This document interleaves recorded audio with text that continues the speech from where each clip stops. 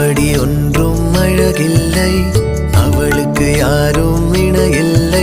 அவள் அப்படி ஒன்றும் கலரில்லை, ஆனால் அது ஒரு குறையில்லை. அவள் பெரிதாய் ஒன்றும் படிக்கவில்லை, அவளை படித்தேன் முடிக்கவில்லை.